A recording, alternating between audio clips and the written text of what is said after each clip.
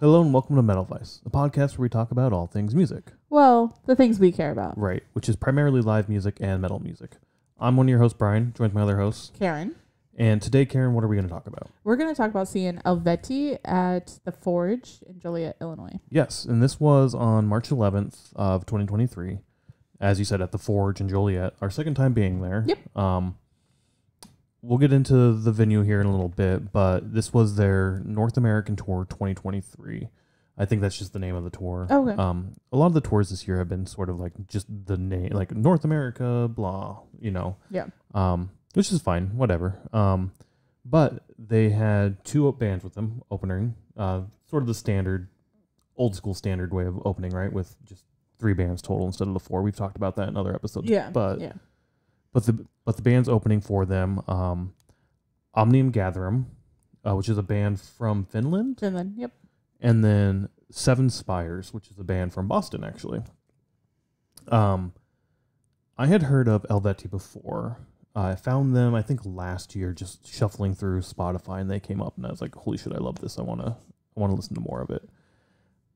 Omnium Gatherum and Spires, no clue who they were. Yeah, I never heard of them either. But we love openers, so we went and checked them out too. Yeah, of course. Before we get super deep into the actual show, let's talk about Joliet and the Forge. Okay. Like I said, we had been there before. We saw Machine Head. Was that it? Yep. Machine Head on there. Black Friday. Yep. Last year. Oh, right. Yeah, on Black Friday. It was an interesting experience. We sort of had a panic attack on the way out there, which kind of set... Yeah, one of you had a panic attack on the way out there. Which kind of set the mood for both of us for the show. Yeah. Which we talked about on that episode. We did an episode on that, and we'll link it here somewhere. But we talked about, I don't know if we ever on that episode said it was like, hey, a panic attack. No, I don't think we went into that. But yeah, like I said, what I remember from that show is being just very pissed off and in a bad mood. Not necessarily pissed off, just in a bad mood in general, which then affected my evening, seeing what turned out to be like a fantastic concert by a great band. And I think like the whole takeaway from that was like, don't let your shitty like other experiences impact what could be an amazing show. Like learn to forget and just move on from things, right? I don't think it's that easy, but no, it's not. But like that was the thing. Like I let that event, or like I let things that, you know, prior to the like happening in the day, like affect my mood at the show, which then affected me from having like a good experience at the show. Yeah.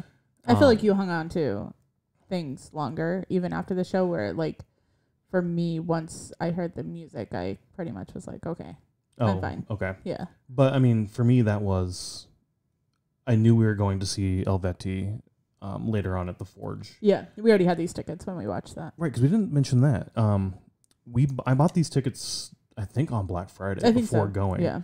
Well, you were going to wait to buy them until we had been to the Forge to see what it was like. And then they had a deal. Right. They had a BOGO deal. So buy one, get one, right? And when we list our tickets off, I haven't done that yet. We paid $15 a ticket, $4.60 in fees for these tickets. That was a buy one, get one. So there was $30 a ticket, but essentially it worked out to be $15 a ticket. Yep. Pretty goddamn cheap. Yep. Like super fucking cheap. It's good. For the show that we got, it was really good. Even $30. Like, if we paid 30, like perfect. But I was gonna like use this experience as a way to reevaluate the Forge, because like I said, I had not necessarily the best experience, because I think my mental state was just sort of like just all over the place for Machine Head. I think this one was worse. It may have been, and we'll get into that. Yeah, we will. But I was actually excited for this. We were going up on a Saturday. This was a Saturday. We went up early and just sort of wandered Joliet and explored a little bit. Found a really cool brewery, hung out there for a bit, and then... Really cool. We found a brewery. I enjoyed it. Oh, okay. It was cool. Okay. The vibe was cool. They had pinball machines. They had a Metallica pinball machine, which was off when we went to go look at it, but it may have been turned... We showed up right at open, too. So, they were still setting up and cleaning up and whatnot. But I enjoyed it. I enjoyed Joliet. I enjoyed hanging out there. It does suck getting out there, though. That's the thing. Yeah, right? I don't like getting out. I mean, for us, it's 45 minutes at least. And that's with, I mean, we don't have hardly any traffic. Right. So, I don't know. It's a long drive. So, it's not that much fun to get out there. Right. And then getting home obviously is not fun. And it was snowing when we were coming home, which sucked. Yeah. I don't think I've driven in the snow in 7 years. So here in Chicago, yeah. Yeah. And I mean, the roads are kind of shit because you can't really see the lines, which kind of, you know. And I can't see in the dark anyways. Right. So. But I mean. It was scary. So I was coming into this super excited because I really wanted to see Eluveitie. I actually never thought I'd see them because I wasn't sure if they toured the States that often. Okay. And if they do, it'd probably be like a festival thing. So when I found out they were headlining a tour, just even coming and doing a tour, I was like super, super excited to see them. And it was, I had a blast at this show. Well, sort of. We'll I was like, I don't know about a blast. But I did really enjoy the show a lot. And yeah, I mean, you just want to dive into it then, I guess? Sure. Do you want to talk about the venue first? Yeah, I mean, we already talked about the venue. Like, it's a square box. Yeah, basically. It's a very small venue. I think we looked up and it's like 1,000 or so people. I think it's like 800 or 900. Yeah, something like that. And I think it's in like national acts can pull in 1,000 maybe. But it's right around that like 900 to 1,000 range. Yeah, that makes sense why it's so packed. Yeah. If it only holds 900 and they sell 1,000 tickets. Yeah, I'm pretty sure that. I'll look it up real quick.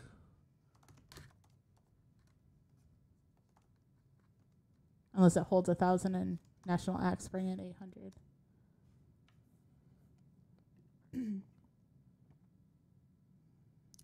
Holds nearly 1,000 people. Yeah.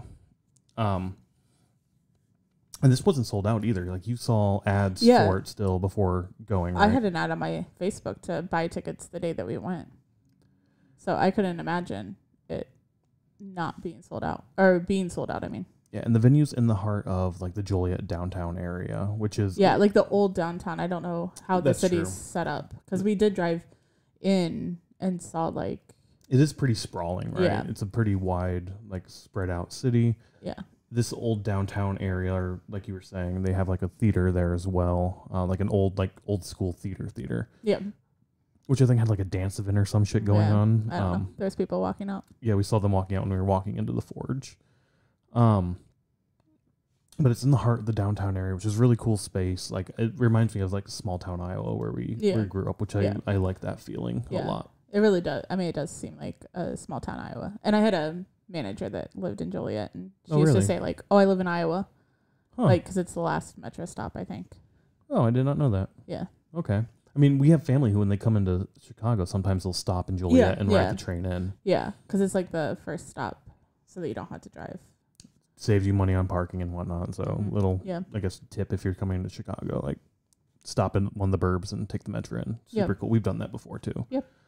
But yeah, it's just a square box. They have the balcony area where we didn't go up to. I think you have to have like a special ticket to get up there. I think it's not like a free for all. Well, I don't know. I saw some people up there and then down on the floor and up there. So I don't really. I don't know. There were definitely people going up and down, but I don't know if you have to have like a special ticket to even just get up to begin with. There wasn't anybody like nobody's like standing there, but we didn't check at the top. Maybe there is, or like by the time we saw that was at the end of the show too. So maybe it's like who cares. But yeah, just a square little box. The stage is pretty small. Yeah, which I kind of laughed at. I was like, how the fuck are they gonna fit everyone in Eluveitie on there? Because there's like nine motherfuckers in this band. On this tiny ass stage. Well, because they had 8. Well, we'll get into that, but yeah. But no, it was.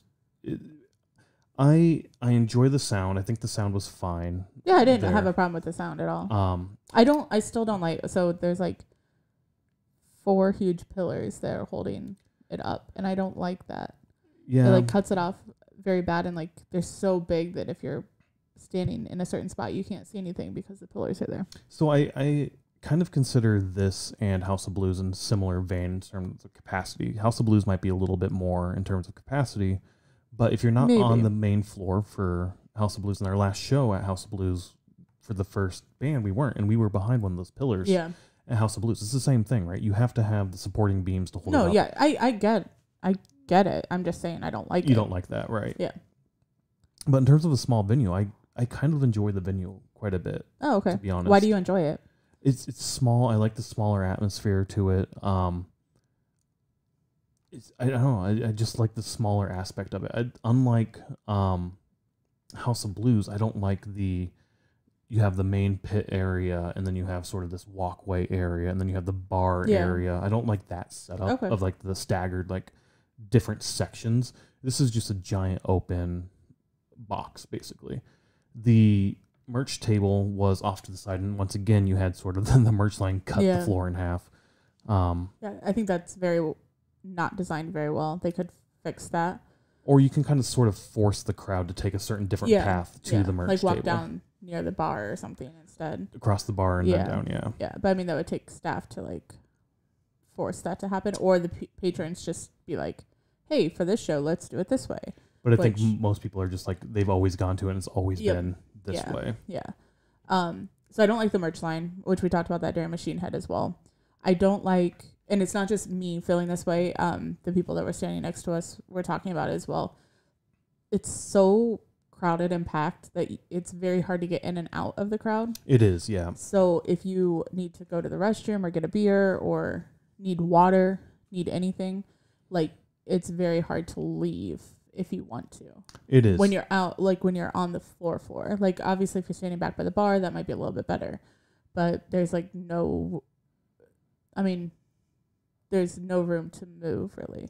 It does feel very crowded and cramped, and not necessarily in a good way either. Like I enjoy big crowds. And I enjoy crowds too. Yeah. But I agree, and part of that also this time around we were directly back from center stage. Yeah, right in front of the sound stage. Yeah, exactly, right in front of the sound stage. So our backs were like right up against the sound stage there, which kind of leads into later on in the evening, kind of not having necessarily the best show.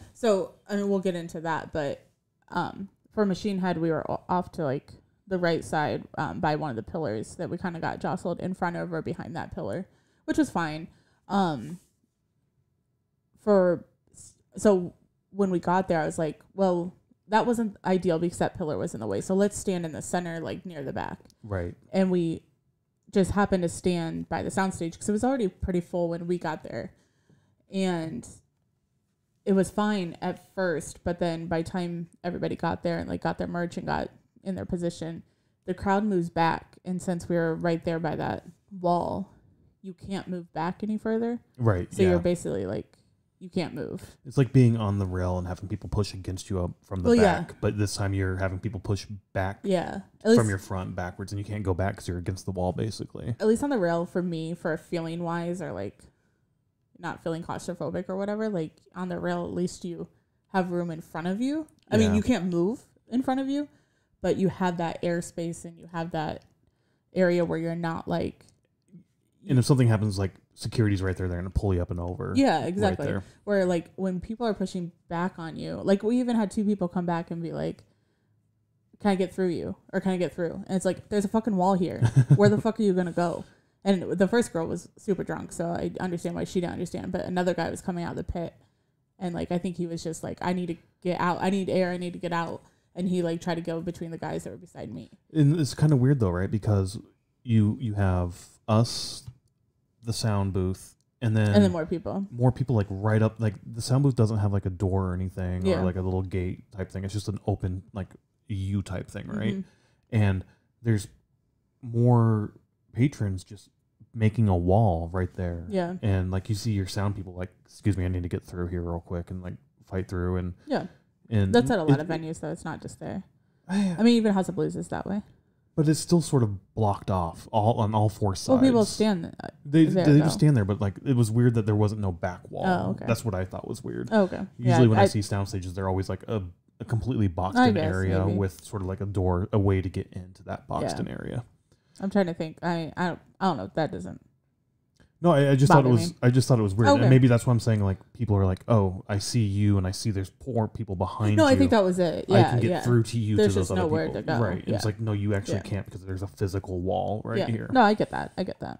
But I mean, overall, I do enjoy the venue. I didn't have a good experience because of where we were standing. I thought it was like going to be, oh shit, this is awesome. Like I'm gonna have this little wall to hold on to and lean against because I was a bit hungover because I had like book club the night before or something.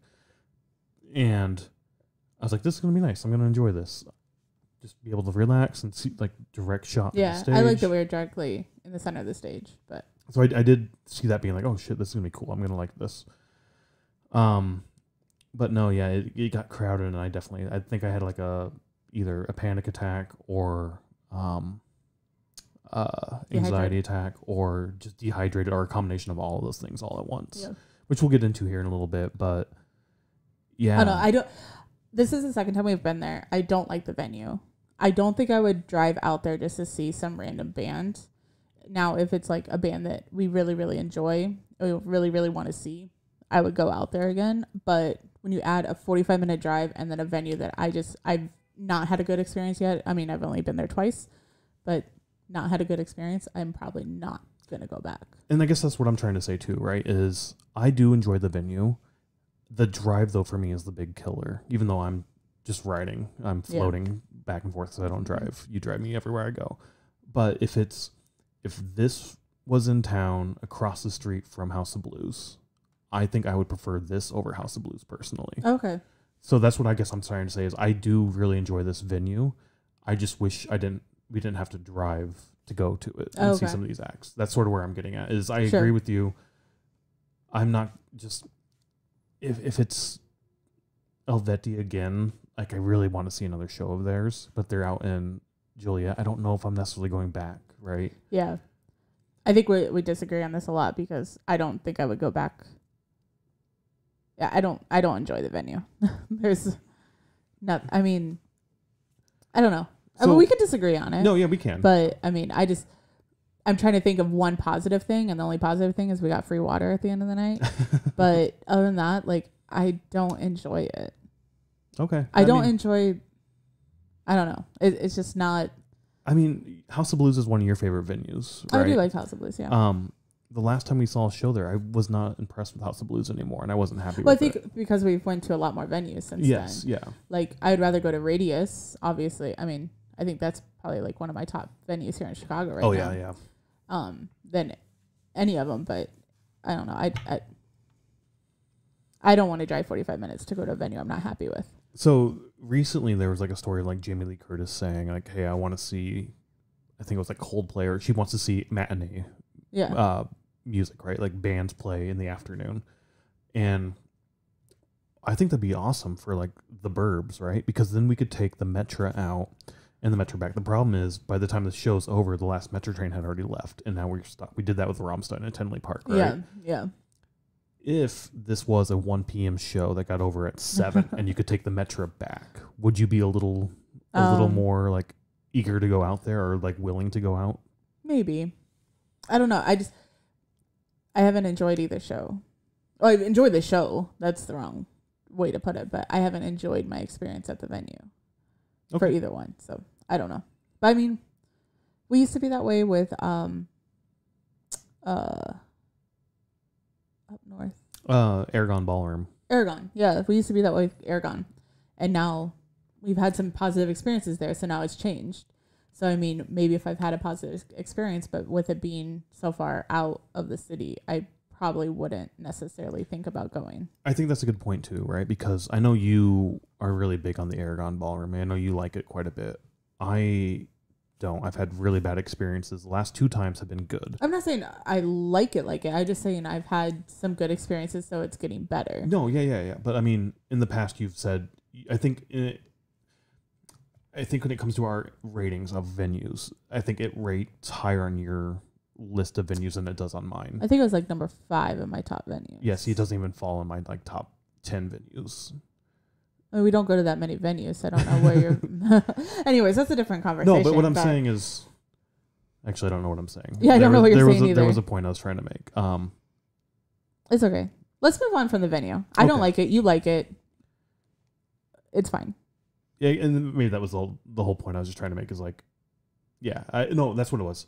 You haven't had a good experience at the Forge, but it's not, so you don't like it. I have had a few good experiences at the Aragon, but I don't like the Aragon because of the bad experiences. So I definitely get where you're coming from in terms of you know your experiences do impact your view on the venue for sure. Yeah.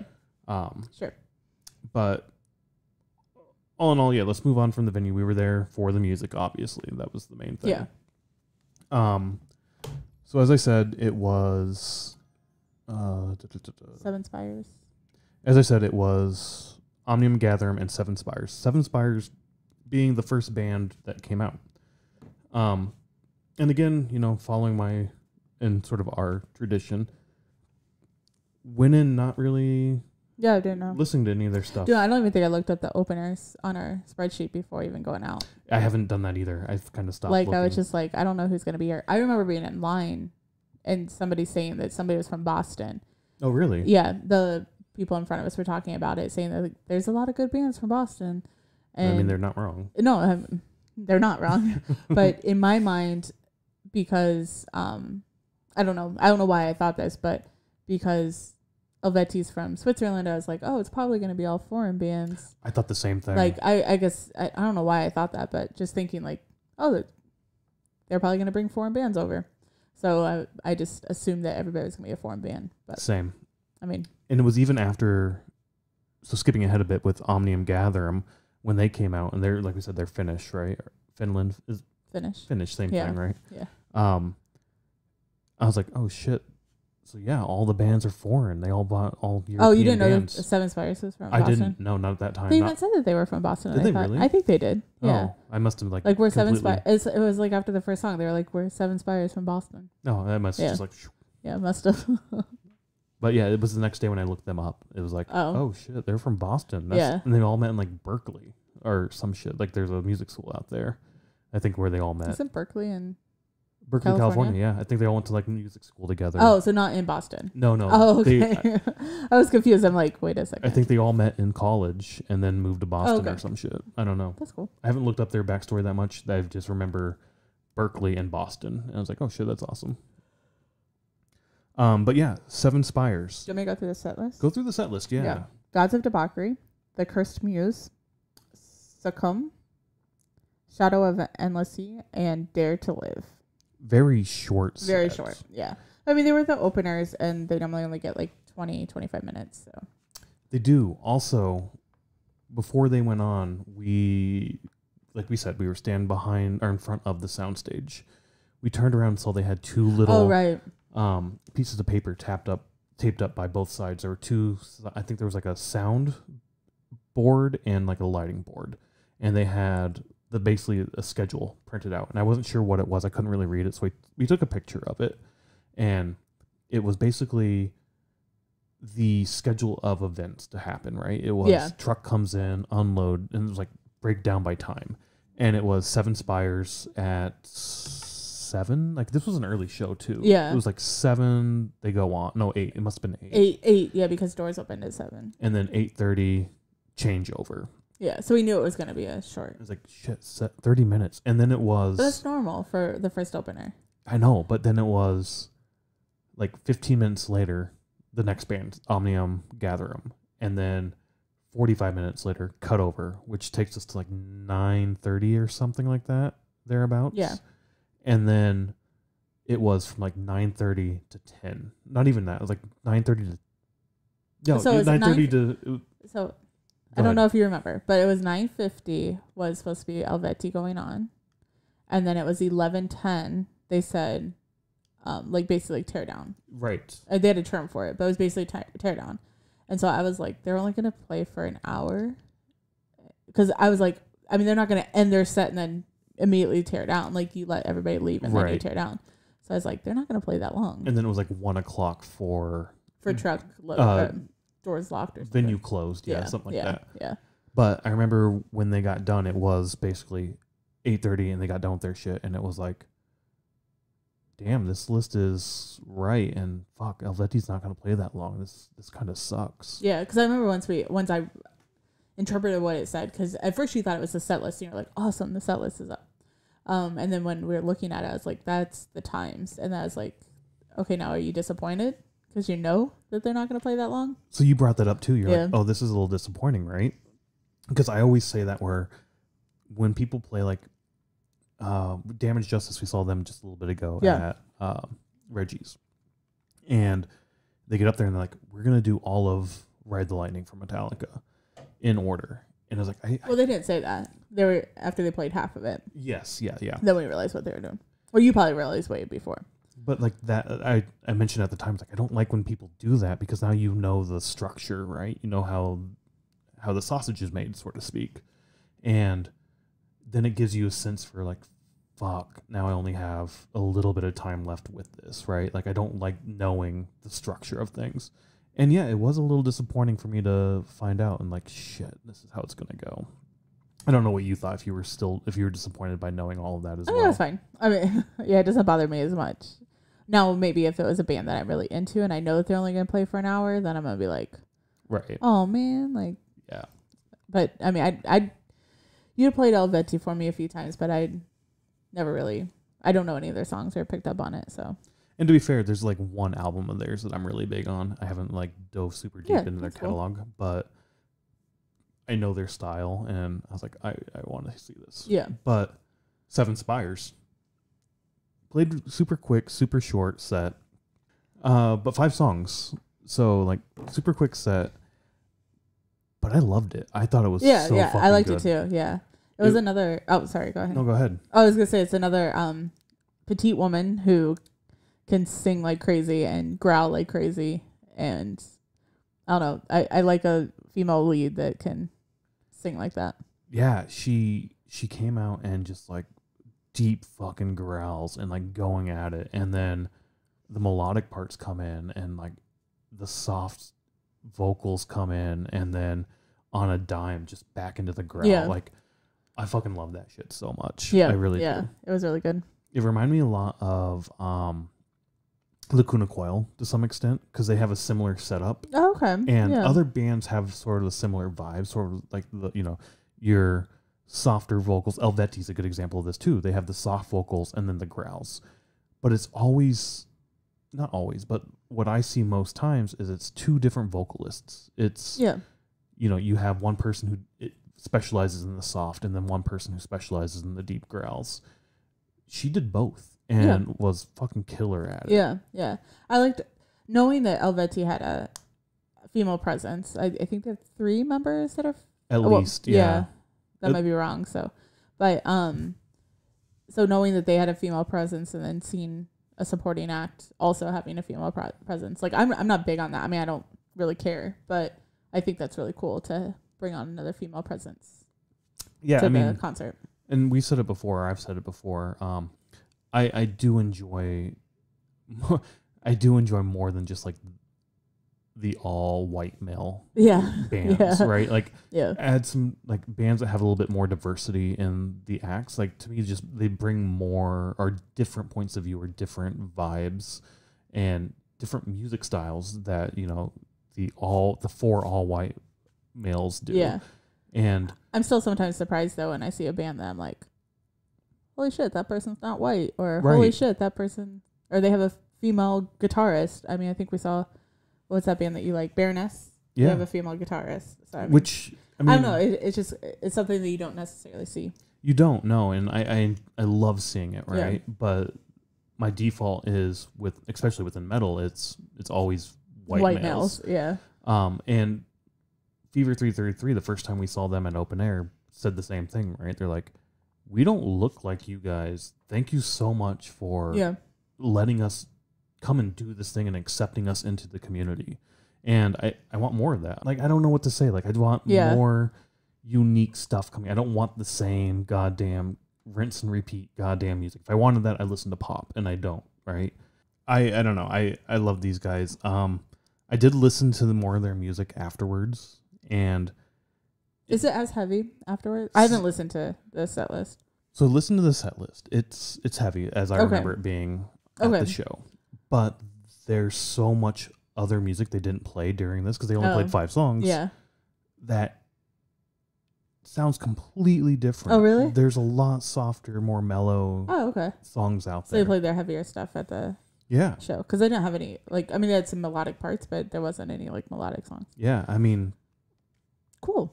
I'm going to have to, I really need to listen to it. I just haven't listened to it this week. I've been listening to my good old normal stuff that I've been listening to. Like I said, this is probably one of my favorite bands now. Oh, really? Of this year so far, like my new bands that I've found this year so far.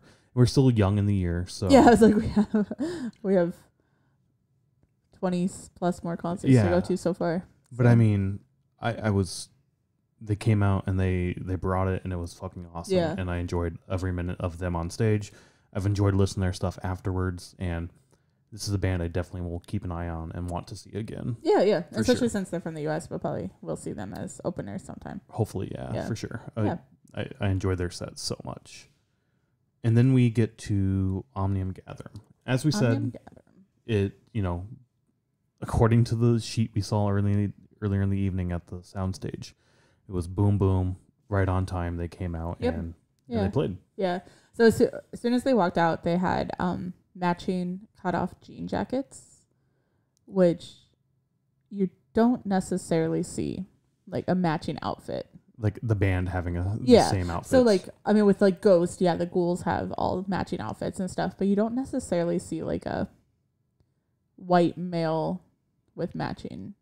Well, yeah, like, I don't know. Jean jackets. Well, I mean, like you said, Ghost is all part of the performance type thing, where it's like we're going for a vibe, an aesthetic. Just a normal like thrash band and whatnot is like we're coming out in jeans and t-shirts, and that's the matching. It's not we're all coming out in the same cut-off shirt type thing. And we've never seen them before, and I honestly didn't look up any pictures of them. Maybe this is their image or whatever. But and I'm not saying anything about it. That was the first thing I noticed was like they all have the same cut-off jean jackets. Yeah. But then also as soon as the lead singer talked, I was like, they're from Finland. Like I knew because they sound just like Apocalyptica. Oh yeah, you said that. Yeah, like I know right after they got done, I looked them up because I was like, I knew that they were from Finland. I mean, I definitely got like the European vibe. I didn't get like exactly like, oh, you're from the dialect. Yeah, I didn't get that. I don't know. It's just like this. What's that? Not dialect. The pronunciation of words and whatnot. Yeah, like the. What am I trying to say? Like the accent. Okay. Like, I mean, obviously it's English, but the accent, like you can kind of tell that it's, I don't know, it just sounded, I think his name is like Ika from Apocalyptica. From Apocalyptica. Yeah, like when he talks and then when the lead singer talked, I was like, oh, they sound the same. But yeah, let me read their set list. Okay, so they started with Frontiers, and then they went to Paragon, Gods Go First, Reckoning, Slasher, Tempest, Be the Sky, and Ego, I think, right? Yeah, probably Ego or Ego. Ego my Lego. Ego, what is it? Lego my Ego? Lego my Ego, yeah. Sorry. And then the Unknowing. Unknowing. Yeah. Was their set list. So, what, they had like 8 songs? Yeah, this was a bit of a longer set, though. They had 9 songs. I think this went past what the sheet said for the first time. I think it went a little bit over. Oh. I don't remember, I guess. I wasn't paying attention to that. I think I was at that time paying attention, yeah. Yeah. But it went a little bit over, I think. A lot of members in this band, too. I think they had a keyboardist, and you look at me and like, I couldn't who's that one guy just standing there? I couldn't see. So I could see the 4, because like in their drum set was like way off to the side, because Eluveity's drum set was like already set up, like covered in like one area, and so like their drum set was like way off to the side, so I could see that, which is the same spot that 7 Spires was. Oh, see, I didn't notice that. But same thing, it was sort of in the back because the Eluveitie drum kit took up so much room. Yeah. And then I could see like the bassist and the guitarist and then the singer, and then I was just like, what's that other guy doing? Like I could see him standing there, but I was like, what is he doing? So that's why I think I even went like this to you, like, is he playing the keyboard? I liked their music. You said that at the time that night, you said that this wasn't anything that you were like too gung ho on. So I mean, I liked their music a lot. Don't get me wrong. I did enjoy it. Yeah, I'm not saying like it was horrible. I'm just saying like the same thing where it was like it's sort of rinse and repeat. Oh, really? There wasn't anything like new to me. Like I don't know. It was. What did you want? I don't know. Like, they had a unique sound and like. I don't know. I don't know. To me, I liked it. I can't put a finger on exactly like this sounds like something, but it sounds like something else to me, and it's like another band. Yeah, I guess. I don't know. It's fine. It's really good music. Don't get me wrong. I will see them live again. They put on a great show. They had a lot of great energy, but it's not like music I'm gonna necessarily seek out. Okay. But I also said that about the previous show we went to. We Come as Romans. Oh, yeah. And We Came as Romans. We Came as Romans. Who was their first opener? Not the very first opener, but Brand of Sacrifice. Oh, not Brand of Sacrifice. The next one. L. Oh yeah. What was it? LV. Era. But We Come as Romans and Era are We Came as Romans. We Came as Romans and Era are both like that metalcore. Yeah. And I said the same thing there, where it's like, this isn't music I'm going to turn off or seek out. I don't think I would seek out metalcore stuff. I'm not the biggest fan of metalcore, but Omnium Gatherum is something I might seek out. Like I'm more. But I don't think they're metalcore. They're not. That's what I'm saying. I'm more likely to seek them out. I see. But at the same time, it's low on my list. I think I looked them up and they were like symphonic metal something. Omnium Gatherum was? Yeah. I guess I could see that. The keyboard aspect is really cool. So. Is that what makes it symphonic? Maybe. With the keyboard? I really don't know how that works out, but they're a melodic death metal act from Finland, according to Spotify. So I think I saw something about like symphonic something when I looked them up. But so I mean, whatever, it doesn't matter. We're not. I definitely here get to the melodic aspect of it. The death metal aspect, I don't pick up as much on. I mean, he has pretty deep growls. He does, and stuff, yeah. Don't get me wrong, he does. But the beat isn't necessarily death metal, right? I guess when I want like a death metal band, my go-to is Amon Amarth, right? Like that's my current go-to death metal, and I guess that's what I wanted more of, something like that than this. And it wasn't Amon Amarth. And so I was like, if I want this, I'm going to listen to them instead of you. So I don't even necessarily think of, I mean, I know everybody classifies Amon Amarth as death metal, but I don't consider that. They do. Yeah, no, I know. But like, I guess when I think of death metal, I think of more like, even just what we've seen this year, like Brand of Sacrifice would be more death metal-y to me. Okay. Than Amon Amarth. Amon Amarth is, I don't even know. I'm not even going to try to say what I think, but I mean, I get how it could be death metal, but I don't hear that as much as like Brand of Sacrifice or like most of the bands that we saw at Denver Metal Fest. Yeah. Like that was like almost that. When you think of death metal, you think of like the Denver Metal Fest with Decibel. Yeah. I get that too. I do. I don't think would have classified Amon Amarth as death metal until like they basically said, "Hey, we're death metal." Yeah. Which I'm sure, I know it all has to do with like a riff, like how the riffs are done and like the structure of the song, the vocals. Structure. Yes, I understand all of that, but like I guess I'm just thinking of like a sound. Yeah, no, more the than same anything. way. Yeah.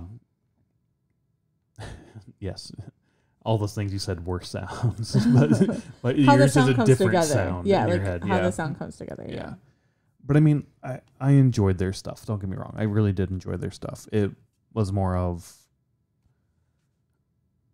Seven Spires to me put on a better show, and I enjoyed their set better. I could see that, yeah. So I wanted more of Seven Spires than I'd wanted. Okay. I guess that's if I flipped these two bands, I would have been happier, in my opinion. Yeah. Oops. Like I would rather have more Suicide Silence than Baroness.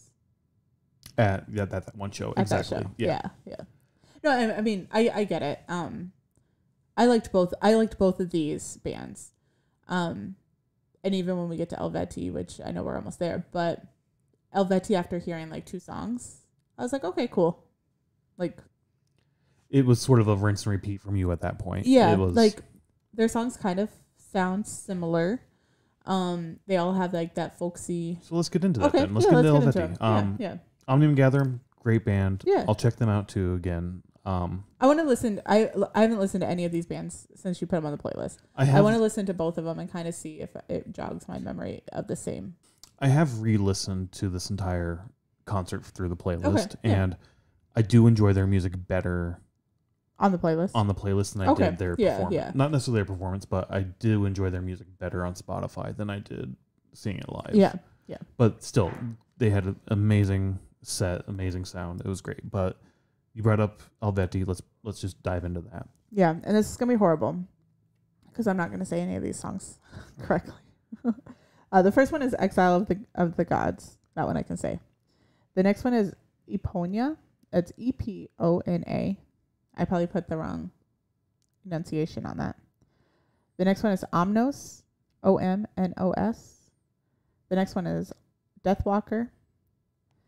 And then after that is LVGVS. Yeah, I don't know what that is. I don't know what that is either. I don't know if it's like initials or something or if it actually spells out something. The next one was a rose for Eponia. So Eponia must be something. I'm assuming a god of some sort. Maybe, yeah. That could be. The next one is Thousandfold. Ambiramus. Yeah, sure. Ambiramus. The next one is Quoth the Raven. Quoth the Raven. Quoth the Raven. The next one is Breathe or Breath. Probably Breathe because it has an E at the end. King. And then the next one is De Roof Vo de Barge. That's not how you say that. Yeah. The Call of the Mountains. The Call of the Mountains. Adius. Ategnatos.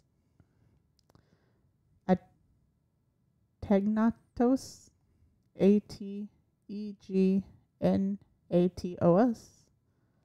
And then Inyas Mona. So Inismona. Sorry for all the pronunciation. De Rufal de Barga. Barga. I think is Call of the Mountain, but it's the whatever language. Swiss. I don't. Do they not swing in Swiss? They do like Germanic. It's a very dramatic speaking. Yeah. So I think it's a combination of many different languages, but like very heavily influenced on like the German language, I believe. Dramatic language? Yeah. I don't think it's necessarily the German language. No, but like the whole is like a Germanic region, right? So, yeah. But I don't think that's German. But playing some of the song, I turned my mute. Whatever. I'm pretty sure they're the same songs as just in okay. No, that makes sense. So I thought that was really cool. But yeah, once they removed those side panel things, it opened up the stage a lot for all the band to come out. And there were a lot of people up there. The flute player in the back was one I noticed. Don't really hear much flute music in metal outside of like Bloodywood has. I was going to say Bloodywood has it. It's kind of funny that in the last 6 months we've heard 2 bands with flutes. So Tenacious D has like a little comedy bit in I think their like 3rd album or something like that, where I can't remember who it is. They're like sneaking out and practicing music at night because they're embarrassed to play it. And like, are you playing fucking flute music right now?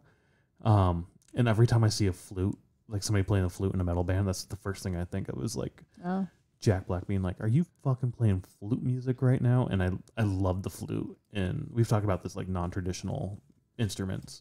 And I love seeing that. And I love hearing it. Speaking of non-traditional instruments, one of the women had this like weird ass box fucking thing.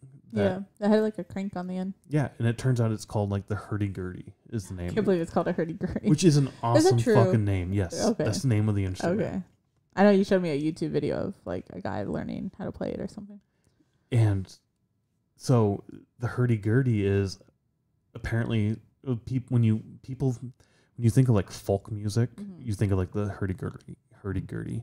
And it's also like medieval music and Renaissance music. You think of the hurdy-gurdy. Yeah.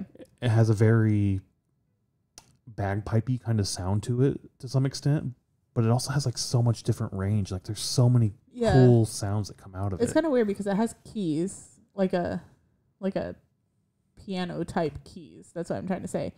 And then it has strings and a wheel, and they crank the wheel, and depending on how your keys are pushed is how, and how fast you push the wheel is how the sound comes out. Right. So the wheel, you spin the wheel, and that spins the wheel around. And the video we were watching basically. Oh yeah, this is all from a YouTube video that we have no clue what we're talking about. The video we were watching was basically like, so it's like a violin bow, which they also had a violinist up there also playing. It was a fiddle.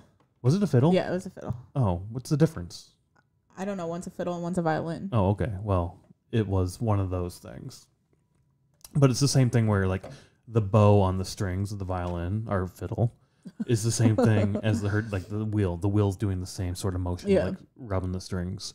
So it spins this wheel around, and then that rubs against the strings that you add to the wheel. So as it spins, it's like, but then you're right, the keys, you push the key, and then that like pushes it up, or like it makes weird sounds come out of it when you push the keys and whatnot.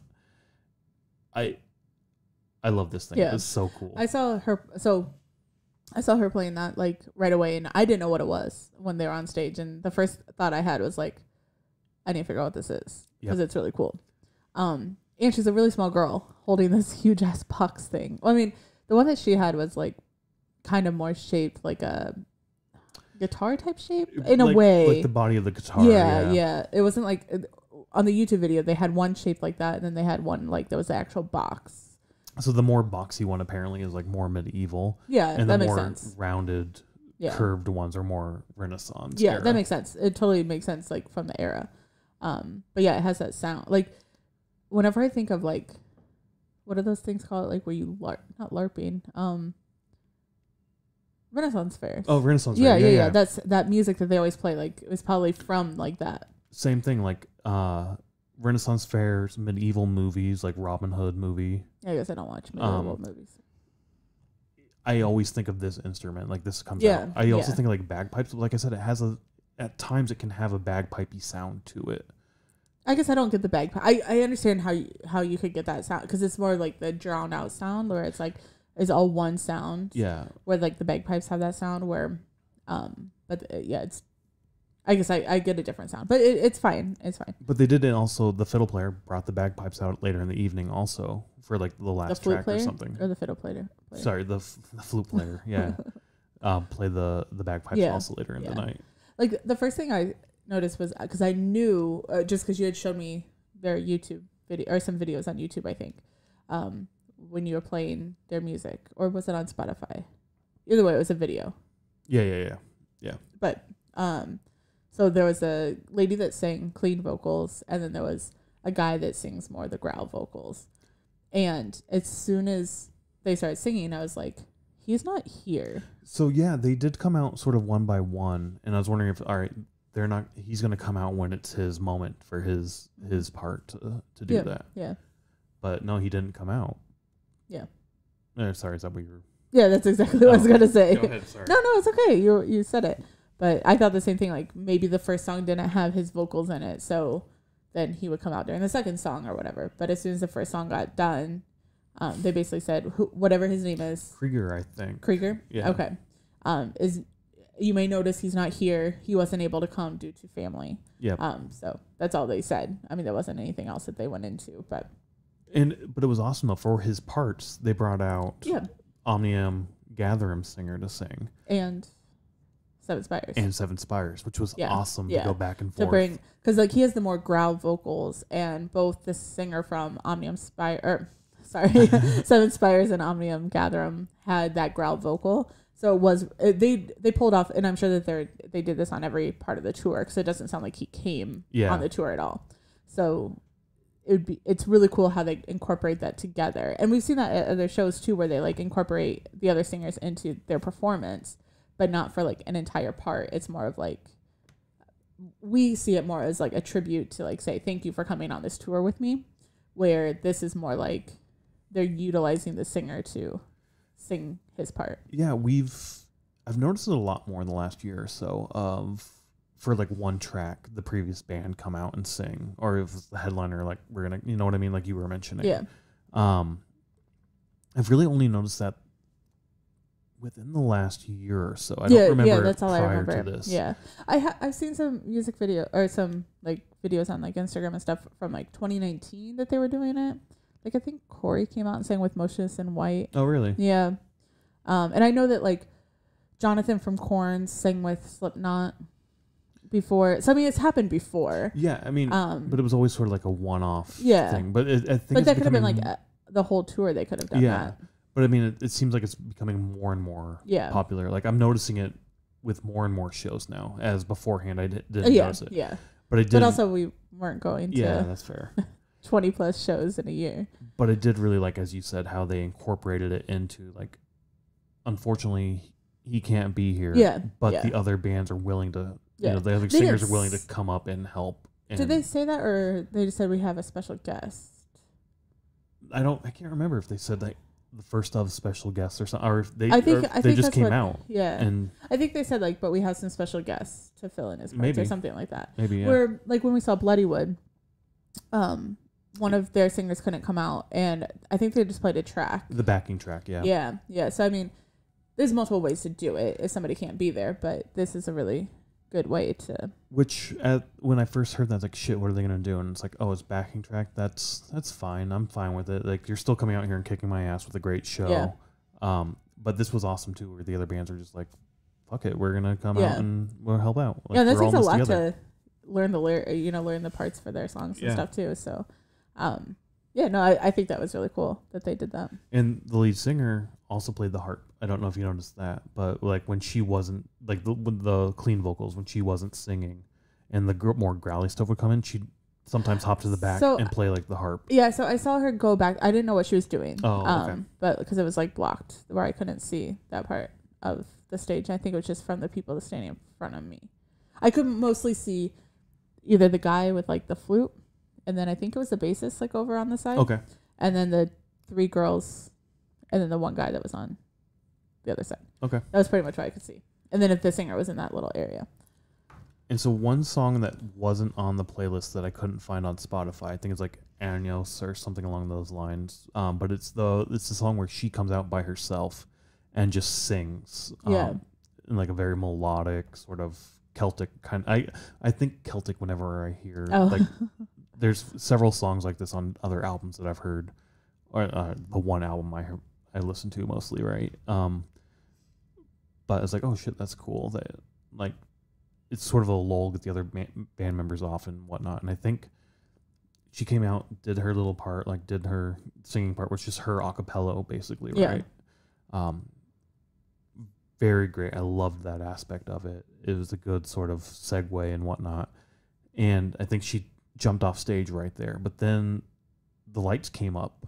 I think it was right after this song that the lights came up. Yeah, they came up a little bit. Or the stage lights just went white and then Or turned maybe towards that. this crowd. And then like a manager or something came out. So the one guy starts playing the guitar. Yes. And then she comes out and is like basically like, hold up.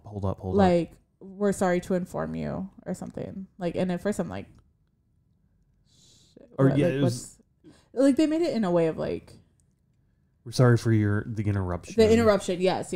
Sorry for the interruption or whatever. And yeah, I was really concerned too. I was like, fuck, is this done with? Is Yeah. it over? We have to leave or something? Like, Yeah. because at this time, honestly, I was starting to like, I was getting super warm, Yeah. super uncomfortable. We were pretty squished against that wall by this point. But no, it apparently was the lead singer's. It was her birthday. Yeah. Well, as soon as she came out after the first song, a whole bunch of people in the crowd said happy birthday. So, I mean. Oh, did she really? Yeah. You don't remember that? No. Yeah. Like, and she was like, oh my gosh, thank you guys, thank you. Like, but the whole crowd like screamed like happy birthday. Oh, I didn't pick that up. Yeah.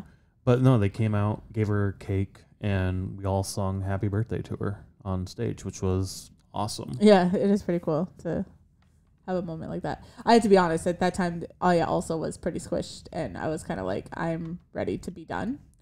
Okay. And when that all happened, I was like, oh, this is going to take longer. Like, not saying like we shouldn't celebrate somebody's birthday, but I was just like, I'm done being squished. Yeah. Well, and the whole thing about being squished is the crowd was moving backwards to get space for the pit to be open and stuff. But like we couldn't move any further back. Yep.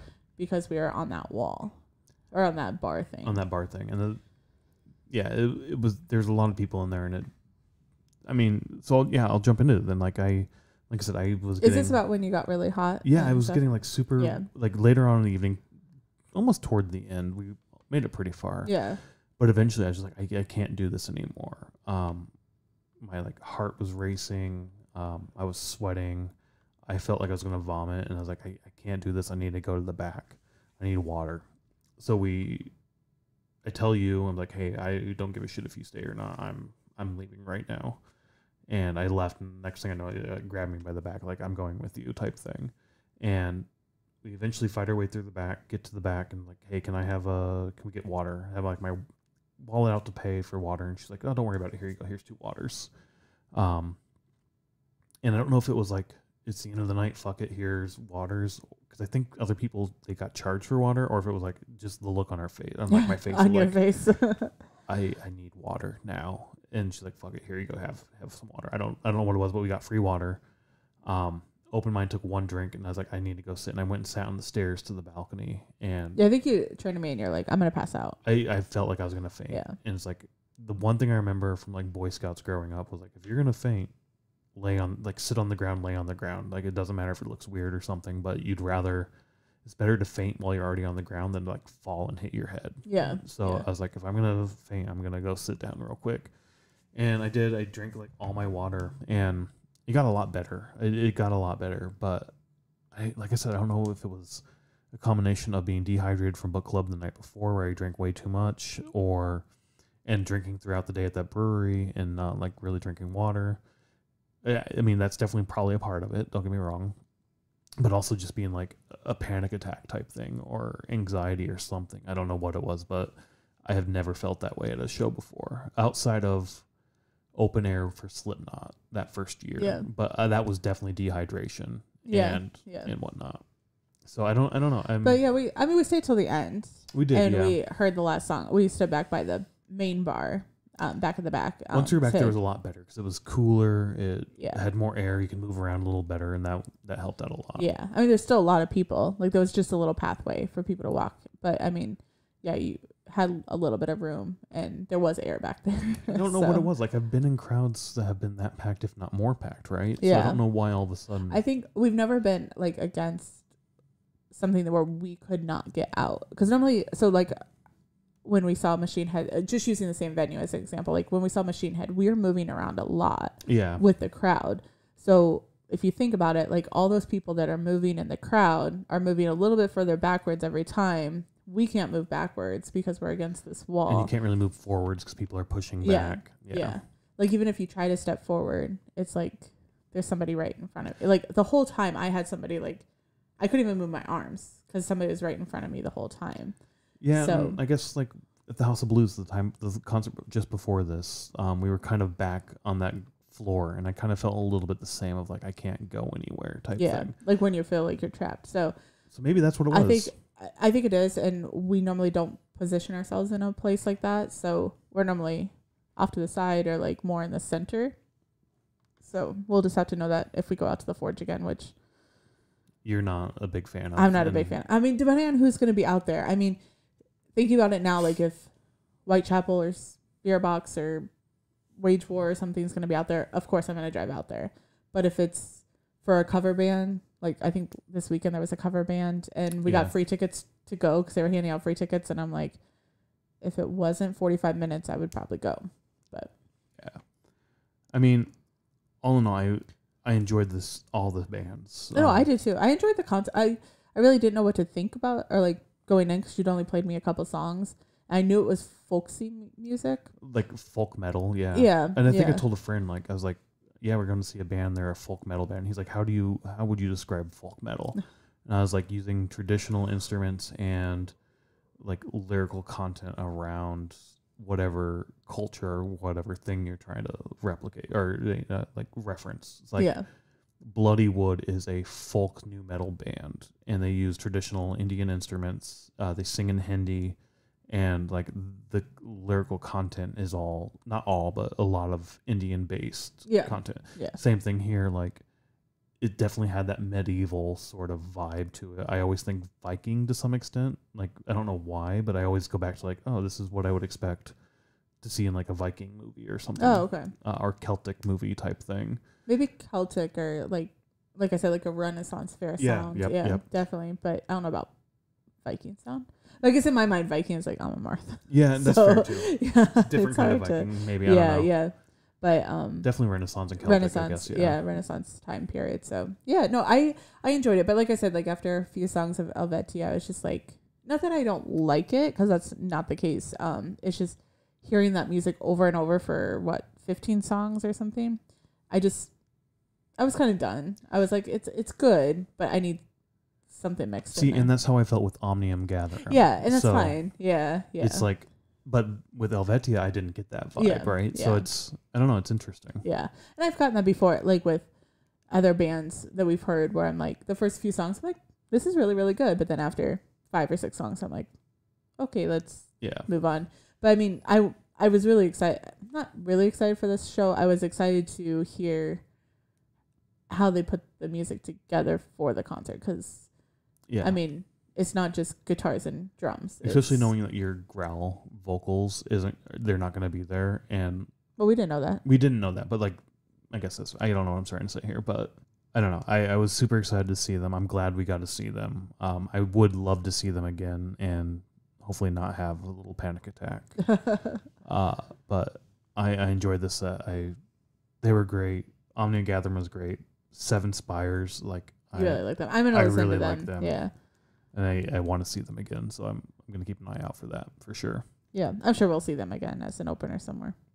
But yeah, I mean that was our second trip to the Forge.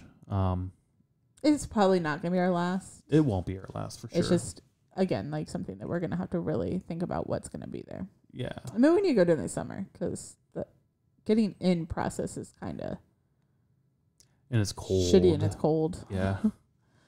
But I mean, yeah, that was our time. I enjoyed it. I thought it was great. Yeah. I'm excited to see these bands again for sure. Yep. So go out, check live music, and we'll see you around. Bye.